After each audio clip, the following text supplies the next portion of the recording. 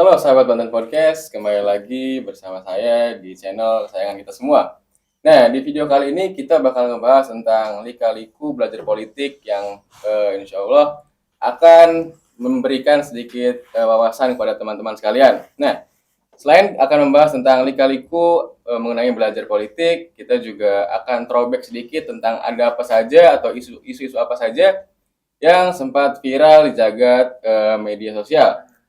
Nah, sebelum saya membahas mengenai pembahasan kita kali ini, izinkan saya memperkenalkan diri saya sendiri yang di sini sebagai host. Kenalkan, saya Saru dan di sini saya juga ditemani beberapa narasumber dari salah satu universitas yang ada di Banten. Jadi ada 4 narasumber kita kali ini yang merupakan mahasiswa Fakultas Ilmu Sosial dan Ilmu Politik. Nah, tanpa berlama-lama, mari kita kenalan dengan para narasumber kita. Dimulai dari yang paling ganteng dulu mungkin. Halo Sobat Banten Podcast. Seluas lautan, tapi tak seasik garam. Nama gue Umam. Halo Umam. Keren banget Umam. Ayo selanjutnya. Oh ini dulu, ayo coba aja. Pipi yang merah merona. Hai, aku Raihana. Halo Raihana. Selanjutnya. Si Rajin menggembala, aku Sewa. Halo. Aduh, aku belum bikin. Halo, aku Marah. Beda sendiri ya, ini yang terakhir beda sendiri nih. Nah, jadi kan di video kali ini tuh kita bakal ngebahas tentang lika-liku kalian selama mempelajari ilmu politik ya di kampus kalian. Terus juga kita akan membahas beberapa isu-isu viral atau kontroversial di 2024 ini nih. Nah, kayaknya kita bahas lika-liku belajar politiknya di akhir aja kali ya. Jadi kita tuh bahas throwback yang terjadi di 2024 ini dulu nih. Nah, jadi saya tuh punya 3 pembahasan atau 3 tema yang coba kita diskusikan dan coba kita bahas ya.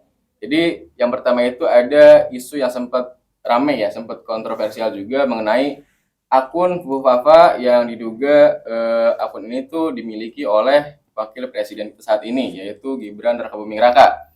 Nah, di akun Fufafa ini sendiri itu isinya bisa dibilang lumayan nyeleneh ya, agak kurang pantas dilihat juga, apalagi dugaan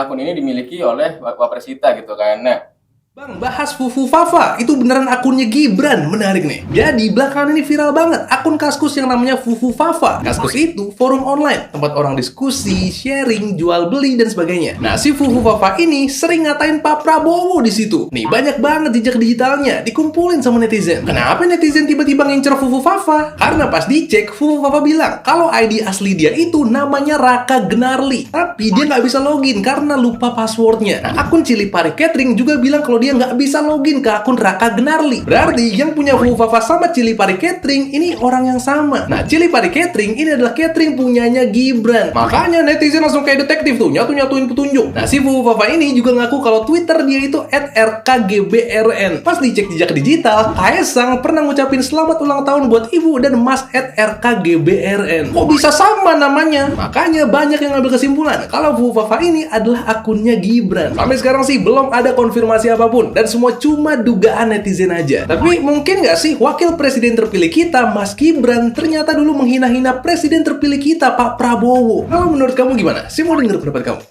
menurut kalian nih, atas isu ini nih, pandangan kalian tuh gimana? Kalau menurut gue ya, gara-gara isu yang menggemparkan se-Indonesia ini, netizen tuh bisa dibilang jadi terbagi menjadi 2 kubu gitu loh, Ru. Ada yang kubu pro terhadap opini di Twitter atau X, ada juga kubu yang pro terhadap opini di TikTok. Iya, benar banget tuh. Jadi dari pro kontra ini, dari media sosial TikTok ini mereka itu lebih pro ke wapres kita yaitu Mas Gibran, sedangkan di Twitter itu mereka kontra ke Mas Gibran. Jadi dari 2 medsos ini tuh bisa dilihat emang banyak banget sih buzzer-buzzer gitu ya. Iya, benar banget. Dan apa ya, banyak postingan-postingan yang kayak ngebahas tentang Fufu Fafa ini tuh kayak wow banget gak sih, Iya. ya kan? Terus Mungkin dari media TikTok itu kan kayak dia cuma ngikutin doang kan, rata-rata kayak kurang berpikir kritis atau karena mungkin pengguna TikTok itu masih di bawah umur rata-rata, sedangkan pengguna Twitter itu rata-rata udah bisa untuk berpikir kritis dan bisa menggunakan sosmed itu dengan baik. tapi ya sebagai kita yang tim netral, sebaiknya jangan terlalu fokus sama satu bubble doang gitu. Apalagi kita harus bisa ngambil jalan tengah gitu. Kan ini tim pro dan tim kontra gitu. Jadi kita sebagai penengah dan tim netral tuh kayak ambil kesimpulan yang emang cari solusinya gitu.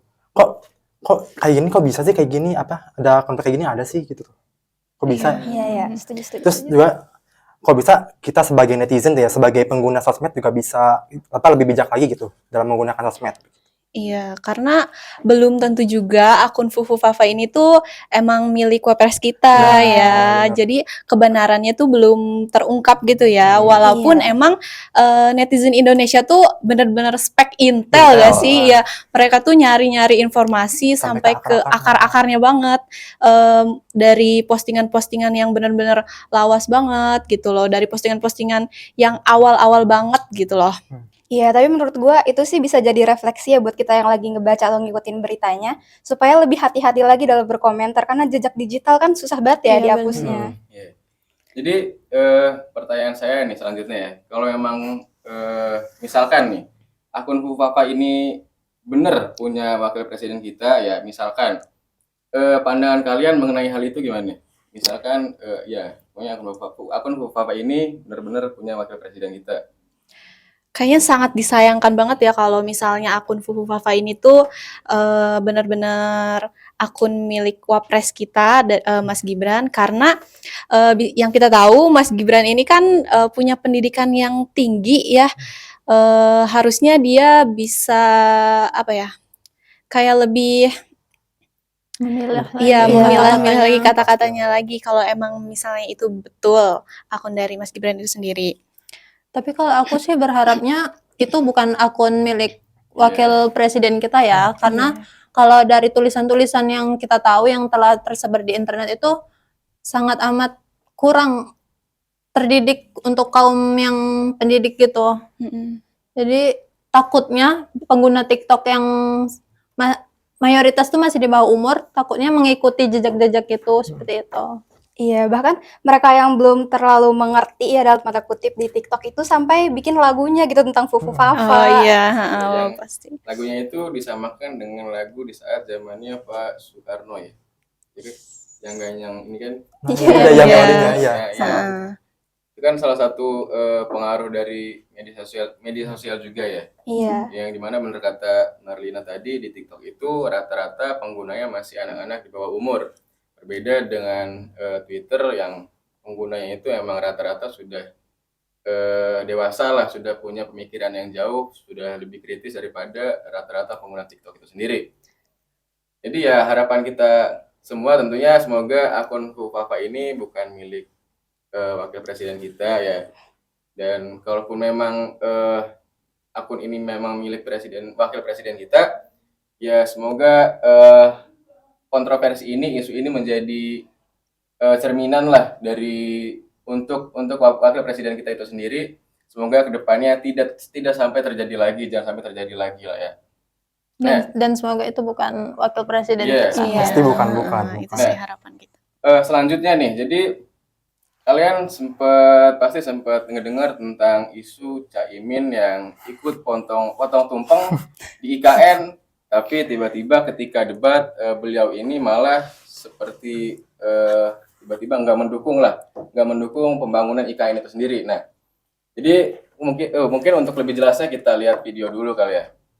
Sang politikus ulung itu ternyata bernama Caimin. Maksudnya gimana itu Bang? Ceritain dong. Oke, jadi Caimin ini kan baru aja dilantik sebagai Menteri Koordinator Pemberdayaan Masyarakat. Di pemerintahan Prabowo Gibran ini, jabatan Caimin bakal membawahi sebanyak 6 kementerian. Ini tentu kabar yang sangat menggembirakan buat Caimin dan PKB. Kalau beberapa bulan lalu, kita mungkin nggak pernah bayangin Caimin bakal jadi Menteri Prabowo. Soalnya kita tahu Caimin sangat meyakinkan waktu jadi rival Prabowo di Pilpres lalu. Bahkan sejak menggeser Pangeran Cikeas buat jadi wakil Anies, Anies, Uci Haimin posisi politiknya udah langsung berubah seketika dia jadi oposisi yang menggritik pemerintah dan calon yang terindikasi didukungnya dengan argumen-argumen yang sangat meyakinkan. Termasuk saat debat kita sampai lupa tuh kalau Caimin ini dulunya pendukung Jokowi. Soalnya argumen-argumennya udah sama persis kayak orang-orang di barisan Anies. Makanya Caimin pun udah dapat respect dan dukungan dari anak-anak Abah. Bahkan setelah kalah Pilpres, Cak Imin sempat janji bersama Anies bakal konsisten di jalan perubahan. Totalitas ini membuatnya pantas diganjar dengan perolehan kursi PKB di DPR yang naik cukup signifikan. Bahkan dibanding Nasdem sama PKS, rekan partai sekoalisinya. Terus kenapa dia sekarang gabung ke Prabowo ya? Ya itulah kelihayan Caimin dalam memainkan langkah catur politiknya. Di mana tak selang lama setelah mesra-mesraan sama Anies, dia ketemu sama Prabowo di kantor PKB. Dan sikap politiknya pun perlahan mulai bergeser haluan. Dia mulai datang ke IKN bersama Presiden Jokowi. Padahal waktu debat Pilpres dia kritik habis-habisan. Terus mulai ada gimmick-gimmick kecil waktu ditanya wartawan, Caimin agak ngeledek Anies soal keinginan bikin partai biar dipanggil ketum. Dan belakangan sebelum diangkat jadi menteri pun Caimin dan juga PKB masih punya marwah. Karena partainya menyatakan dengan tegas bakal tetap dukung Prabowo secara moral meski nggak dikasih kursi menteri. Dan akhirnya sekarang dikasih jabatan menteri koordinator yang cukup strategis membawahi 6 kementerian. Ada yang bilang Caimin ini sebenarnya orangnya Prabowo yang disusupkan ke kubu Anies. Kalau Mimin nggak setuju sih. Karena ini murni kepandaian Caimin dalam membaca peluang. Soalnya dengan dia jadi cawapres Anies, nama dia jadi ikut keangkat naik dan terbukti suara partainya juga ikut naik. Udah gitu waktu ikut gabung ke Prabowo, dia jadi punya bargaining politik yang kuat karena dia ketua partai dengan kursi yang cukup banyak di DPR dan juga karena sempat ada di satu level sama Prabowo waktu sama-sama jadi peserta Pilpres.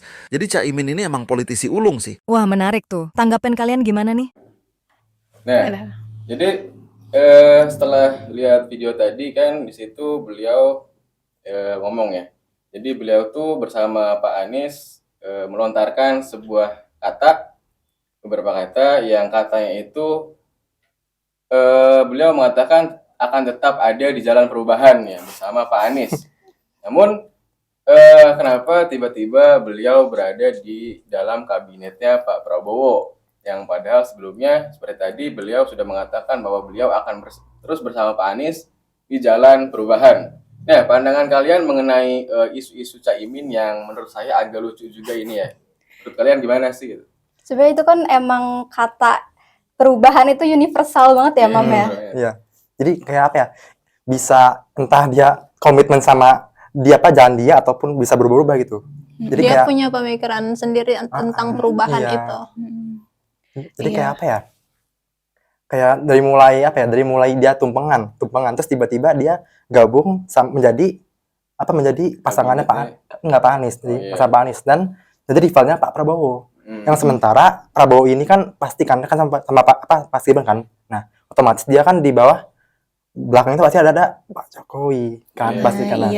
Tapi kenapa tiba-tiba dia bilang nggak dukung IKN? Saya nggak setuju ada IKN gitu loh. Saya ingin ada perubahan, saya tetap ada di jalan perubahan begitu. Ya itulah pinternya Cak Imin. Kalau menurut gue ya Cak Imin tuh kayak politikus yang ulung gitu loh. Bisa dibilang dia cerdas tahu taktiknya, manuver-manuvernya tuh kayak dari sini ke situ, sini ke situ.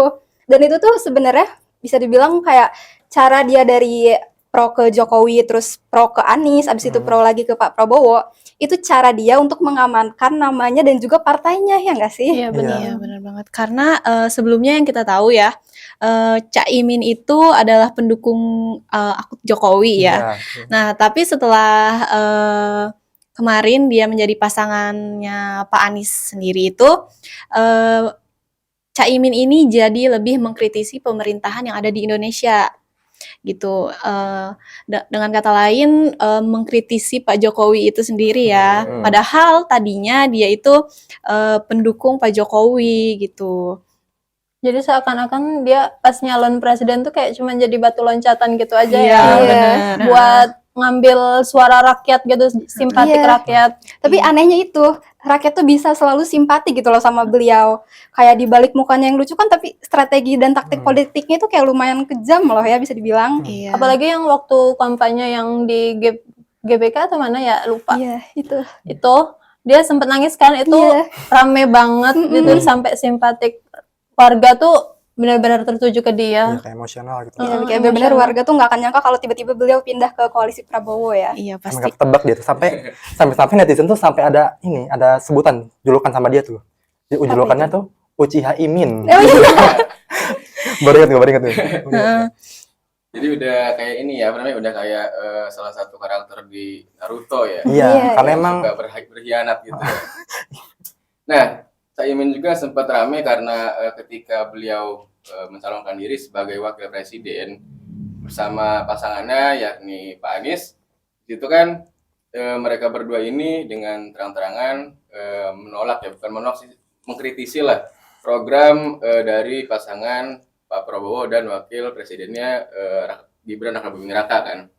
Programnya itu makan gratis untuk jenjang sekolah. Iya. Nah, tapi ada satu isu lah, ada satu berita lah di Lampung ya, Iya. di Lampung yang dimana ketika Caimin ini mencalonkan diri menjadi wapres, dia mengkritisi programnya Pak Prabowo, tapi ketika Pak Prabowo dan Mas Gibran sudah menjabat, beliau malah ikut mempromosikan program makan gratisnya Pak Prabowo. Iya, betul. Nah, pandangan kalian mengenai itu tuh gimana?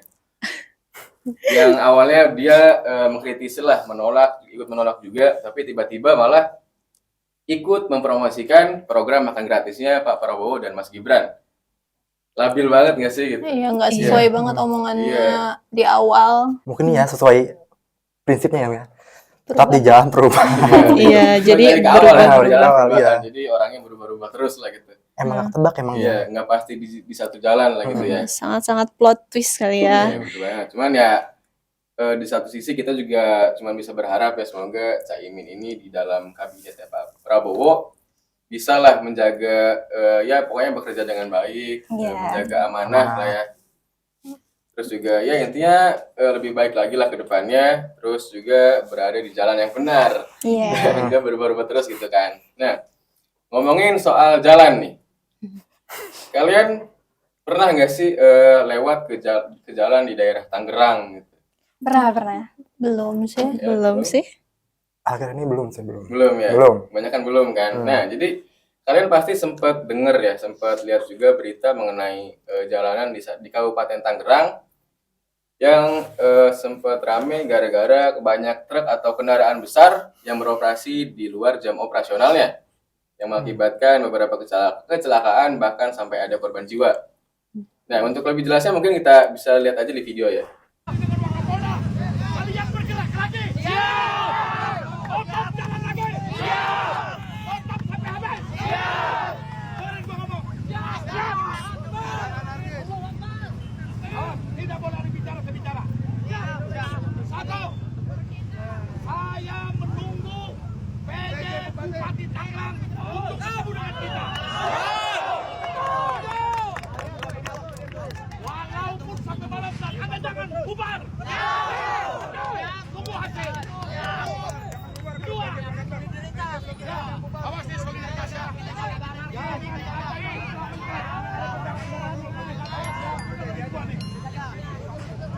Yang kedua. Jadi tunggu di sini jangan sampai macet. Dengerin dulu. Biar macet total. Operasional mobil tetap kita berikan tapi sesuai dengan peraturan Bupati. Jam 10 sampai jam 5. Jika di luar itu. Nah, dari video tadi kan kita udah dapat penjelasan ya mengenai berita yang terjadi di jalanan Kabupaten Tangerang, betapa banyaknya korban yang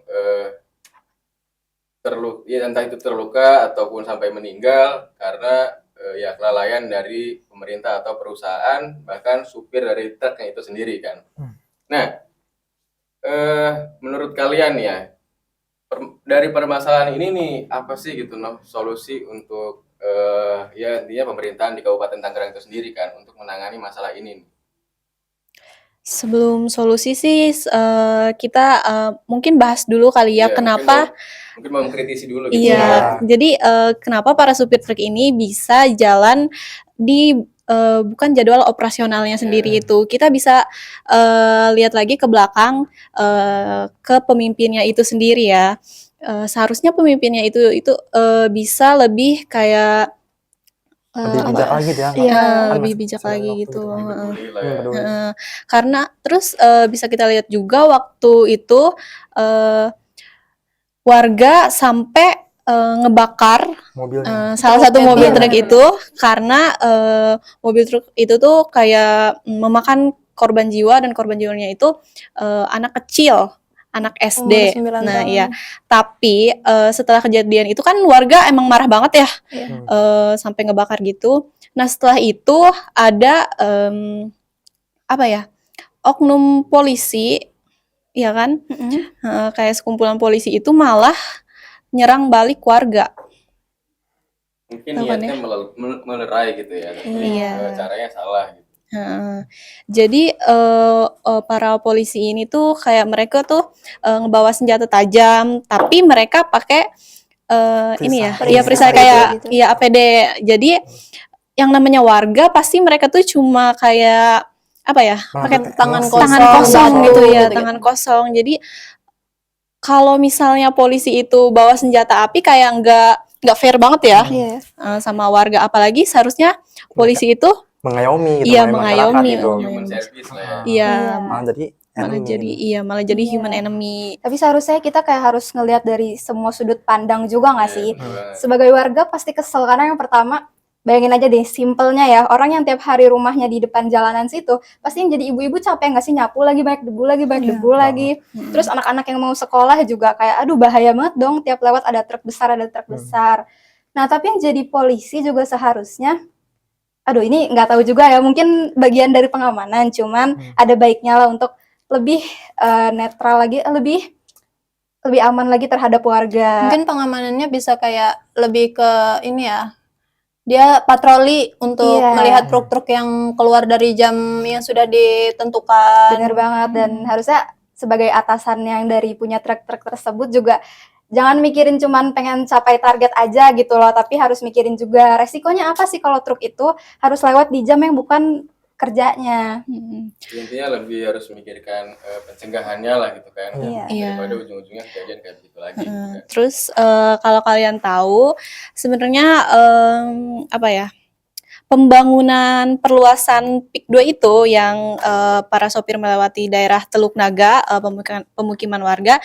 Jadi sebenarnya katanya itu PIK itu sendiri tuh mereka punya jalan tol sendiri. Yang menuju gitu ya, menuju Iya, ke yang peaknya. menuju ke daerah perluasan itu. Nggak harus mereka melewati pemukiman warga yang notabene banyak banget warga-warga yang beraktivitas, apalagi di siang hari kayak gitu. Kecuali kalau emang di malam hari ya, kayak gitu. Menurut gue wajar sih, emang kalau emang masyarakat pada ini ya, pada emosi ya. Karena kan meluapkan emosi dia itu, karena bahkan sampai ada korban jiwa gitu. Jadi kalau menurut gua mewajarkannya emosi mereka ya, tapi kalau cara mereka itu gua nggak sampai, apalagi sampai bakar truk kan. Bener banget, kita tidak membenarkan ya caranya warga, karena itu udah termasuk anarkis nggak sih? Bener banget.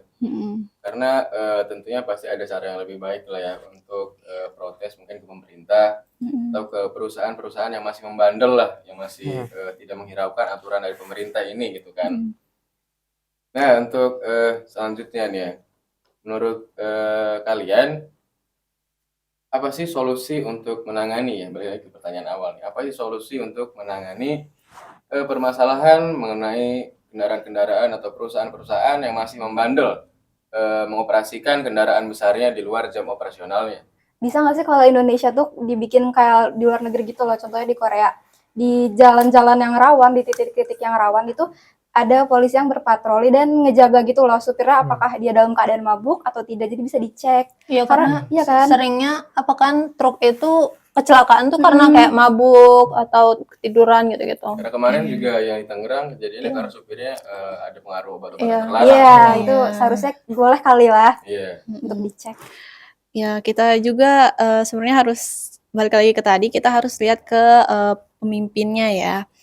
Mungkin dari atasannya juga, kayak kalau di daerah Korea itu kan yang namanya alkohol gitu, itu kan hal yang dinormalisasikan. Nah, kalau di negara kita di Indonesia itu kan yang namanya alkohol emang bukan hal yang Beda budaya bukan gitu. yang legal ya, beda budaya. Jadi mungkin para pemerintah juga ngerasanya kayak ya udah nggak usah ditugaskan gitu, soalnya nggak mungkin gitu kan ada Seharusnya Iya, nggak iya, mungkin. seharusnya nggak mungkin. Iya, bukan budayanya gitu ya. Seharusnya nggak mungkin ada pengendara-pengendara mobil atau motor itu yang terpengaruh dari alkohol gitu atau Tapi kalau emang dari supir yang nggak bisa mengontrol diri, seharusnya sih adain hukuman yang lebih tegas, ngasih konsekuensi yang lebih tegas. Iya, bener banget, Tapi- adain sanksi lah. Tapi sebelum itu ya, tapi sebelum itu walaupun di Indonesia sendiri itu kan kayak bukan nggak ada budaya untuk minum alkohol gitu ya. Seenggaknya gitu ya, kita tuh mengadakan atau menyediakan kayak alat untuk tes alkohol gitu. Iya. Pernah kan ya, pernah kan? Nah itu, seenggaknya itu untuk meminimalisir kecelakaan karena kelalaian topir dari obat terlarang atau enggak alkohol gitu. Iya, benar banget, benar. Ya, ini kita lihat dari negara Korea Selatan ya. Iya. Yang dimana di negara tersebut kan minuman beralkohol sudah dinormalisasikan, namun pencegahannya juga maksimal gitu loh. Mungkin di sana juga banyak supir-supir kendaraan besar yang sering minum minuman beralkohol, namun pemerintah juga sigap dalam menangani masalah ini. Pencegahan dalam mengenai masalah ini juga bisa dibilang maksimal lah. Tidak seperti berbanding terbalik seperti Indonesia ya. Masih belum Di tegas. mana minuman padahal tidak dinormalisasikan, sangat jarang melihat minuman diperjualbelikan secara bebas. Namun kenapa masalah seperti ini masih sering terjadi gitu ya? Iya, benar. Nah, setelah kita membahas tentang beberapa masalah di 2024 ini, throwback masalah di 2024 ini, gue mau nanya nih tentang gimana sih gitu loh. Karena kalian kan di sini kita kan bahas tadi tentang pemerintah segala macam ya, tentang politik segala macam. Kan nggak mungkin kalian bisa mengetahui segala hal di dalamnya tanpa harus belajar kan gitu ya. Iya, benar. Nah, kalian juga merupakan mahasiswa dari ilmu politik ya. Nah, jadi gue tuh mau nanya, apa sih lika-liku kalian gitu loh selama belajar ilmu politik ya? Kalau gue inget pas kita awal-awal ini kan kita kan ngisi KRS kan ya. Kita awal-awal kita ngisi KRS, terus gue lihat gue cari Ilkom 2024 semester 1. Pas gue lihat ilmu politik kata gue. Soalnya gue kira kayak bakal ada seenggaknya kayak Pancasila gitu kan gue kira kan. Kata ada ilmu politik PIP kan. Udah gitu masuk hari pertama. Oke, hari pertama oke lah. Kita kayak pengenalan doang gitu. Minggu kedua langsung tugas yang setiap minggunya suruh buat tulisan sama konten sejarah begitu. Jadi mungkin buat kayak kita yang lintas jurusan ini ya, dari SMA atau SMK yang nggak kayak jarang mempelajari tentang politik tuh kayak shock banget ya ngelihat ada MK tentang pengantar ilmu politik ini. Walaupun kita kayak sedikit-sedikit ya mempelajari tentang politik sebelumnya, tapi kalau di perkuliahan itu tuh emang kayak benar-benar mendalam banget ya mempelajarinya gitu. Karena kita kan juga belum terlalu tertarik gitu ya sama Masih awam. politik kalau pas SMA mungkin ya. Jadi kayak pas pelajaran politik ini kayak kita mulai dari nol gitu. Kayak kita mempelajari politik zaman dahulu yang akan berlangsung ke zaman sekarang gini. Iya, sebenarnya oke-oke aja sih. Cuman emang beratnya dia kalau kita culture shock dari SMA ke kuliah ya, tiba-tiba mendalam banget gitu. Karena yang gue pelajarin selama di IPS itu lebih ke sejarah-sejarahnya aja sih. Kayak cuman perkenalan kulit-kulitnya aja gitu. Tiba-tiba dalam minggu kedua udah disuruh bikin tulisan dan itu oh my god, dibilangnya ngawur. Kayak aduh gimana nih yang benernya tulisannya. Ya, tiap minggu ngawur gitu kan ya. Iya. Tapi dengan begitu juga ya kita kayak jadi lebih terbiasa gitu Iya, nggak sih benar. buat kayak bikin tulisan atau bikin konten, karena dari ilmu komunikasi ini sendiri kan pasti banyak banget tuh tugas kayak tentang kita bikin tulisan, tentang naskah, terus kayak bikin video konten-konten gitu, apalagi nanti ada kayak MK videographer kayak gitu. Iya sih, semenjak belajar PIP dan ditugasin untuk tugas tulisan ya, otomatis MK-MK lain tuh tulisannya jadi ikut rapi gitu. Jadi Karena terbiasa biasa gitu. Berpikirnya juga jadi lebih kritis Iya. karena sering nulis. Jadi ini ya, walaupun saya nggak ngerasain kayak kalian belajar ilmu politik ya, tapi setelah saya mendengar keluhan-keluhan kalian, lika-liku kalian dalam mempelajari ilmu politik, rasanya pusing banget kayaknya ya, apalagi seperti kata kalian tadi, kalian kan rata-rata injur ya, Iya, jurusan yang dimana waktu masih di pendidikan menengahnya itu kalian sama sekali tidak pernah mendalami ilmu politik. Ya. Terus tiba-tiba di masa perkuliahan, apalagi di semester 1 ini, kalian itu tiba-tiba dituntut untuk mendalami ilmu politik gitu kan. Ya, awalnya sama sekali nggak tertarik lah sama ilmu politik gitu kan, nggak tertarik sama sekali mempelajari politik. Cuman ketika kuliah tiba-tiba dituntut untuk mempelajarinya gitu kan. Siapa yang nggak pusing lah, pasti pusing gitu kan. Cuman kalian juga mungkin karena sekarang udah berjalan hampir setengah semester ya, ya nggak? Hampir Ya satu kan? semester. Hampir satu semester. Hampir satu semester kan. Mungkinan kalian juga sudah terbiasa lah dalam mempelajari politik ya. Walaupun saya nggak tahu terbiasa apa enggak, tapi kemungkinan udah karena udah Iya. lama ya. Karena kalian juga tadi bilang kalau yang awalnya kaget terus bingung disuruh bikin tulisan sama video tiap minggu ya, dan nggak bisa revisi tiap minggu mungkin ya. Iya. Tiba-tiba bukan tiba-tiba lagi, tapi sekarang alhamdulillahnya udah bisa lah ya. Terus juga pengaruh dari mempelajari ilmu politik ini terutama ditugaskan untuk membuat tulisan dan membuat video ini membuat kalian lebih mudah lah dalam mengerjakan tugas-tugas lainnya ya. Iya. Nah, setelah kita membahas tentang lika-liku kalian nih selama mempelajari ilmu politik di kampus kalian, selanjutnya nih, kalian tuh ada nggak sih harapan, saran, atau mungkin kritik terhadap dosen pengampu mata kuliah kalian, terutama mata kuliah ilmu politik ya? Mungkin kedepannya agar lebih gimana gitu. Silahkan. Mungkin sebelum harapan kita buat dosen ilmu politik ini, kita kayak mau ngasih kritik kali ya.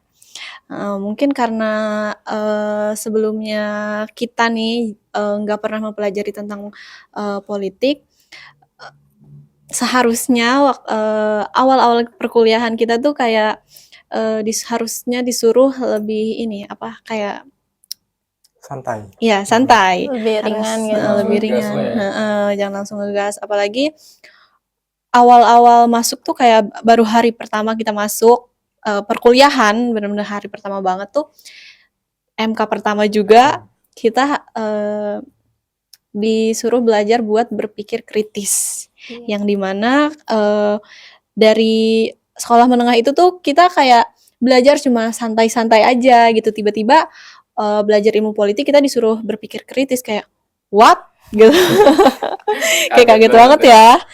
Kayak gitu. Tapi jujur sih gue, jujur gue kayak apa ya, gue seneng sih ilmu politik walaupun ini ya, walaupun bikin pusing kayak emang nguras tenaga, nguras otak gitu. Tapi gue jujur suka gue politik sekarang. Iya, Ilmu seru politik, ya. Jadi iya, seru. lebih up to date Ah, tentang politik sekarang ya. Walaupun awalnya pusing gitu. kayak sebuah new experience gitu loh. Jadi kayak kita sampai bahkan tugas kemarin aja kita sampai nayangin apa? Nge-publish artikel. Iya, Ya, itu itu kan. pengalaman, Itu pengalaman berharga. Berharga karena mungkin kayak kita juga belum pernah ya yang namanya tulisan kita bisa dilihat orang Ya, nggak nyangka banyak gitu gitu, kan ya. nggak Kayak nggak nyangka pikiran banget. malah. Apalagi buat yang ke media sampai nasional ya, kayak bangga banget sih. Tapi dengan begitu juga ya kritik dari kita, semoga kedepannya dosen kita itu bisa mengajarnya lebih santai gitu ya. Bisa, Awal-awal aja. ya Ya, awal-awal awal-awal aja, aja. semuanya perlu semuanya. Si Mungkin adaptasi ya soalnya. kita harus bisa lebih adaptasi gitu ya sama MK-nya ini. Terus juga mungkin dosen kita tuh harusnya bisa kayak lebih mengerti gitu ya, gimana mahasiswanya gitu loh, gimana sifat mahasiswanya. Walaupun emang dosen kita tuh udah baik banget ya, Cukup ngerti, iya cukup sering mengerti kita. bikin pilihan gitu, maunya apa, maunya gimana gitu So gitu. far so good sih ya, karena Iya. jarang-jarang ada dosen yang mau ngajak diskusi tentang nilai.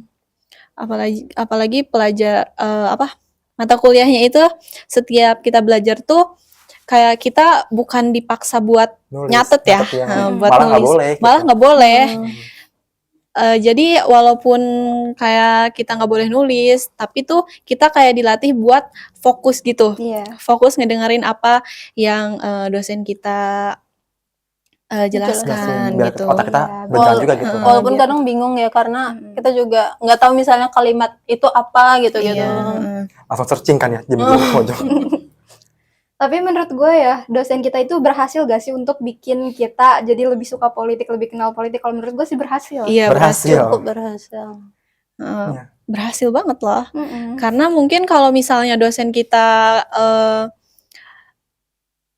ngebahas tentang politiknya tuh kayak Kaku lah ya. ya kaku Iya, atau lewat konvensional. PowerPoint gitu yang ada poin-poinnya gitu tuh kita tuh kayak apa ya, malah lebih Bingung. terpacunya ke PowerPoint itu sendiri bukan dari penjelasannya dosennya itu loh. Jadi kayak nggak ada gambaran gitu ya. Heeh, kayak nggak ada gambaran karena dosen yang sekarang tuh kayak bener-bener ngejelasin gitu loh. Jadi intinya kalian seneng lah ya akhirnya ya Iya, bisa belajar senang, ilmu politik sama dosen pengampu mata kuliah ilmu politik ini sendiri gitu kan. Iya. Yang walaupun awalnya sempat pusing mungkin ya, sempat kesal juga, saya kan nggak tahu ya.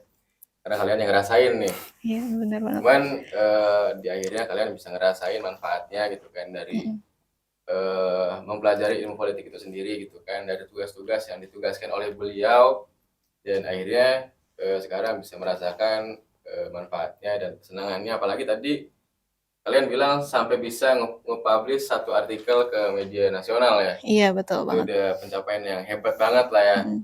Apalagi buat orang-orang yang baru mempelajari ilmu politik dan disuruh nulis artikel tentang politik ya. Itu udah pencapaian yang lumayan hebat banget. Nah, harapan kalian ke depannya gimana? Tadi kan kata Sela untuk harapan nanti dulu ya. Jadi harapan kalian gimana nih untuk mata kuliah ilmu politik itu sendiri?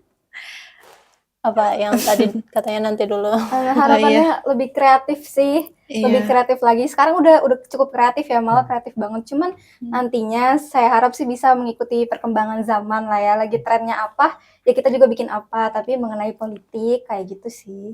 Iya, kalau misalnya kadang dosen kita tuh emang ngajak bernegosiasi ya.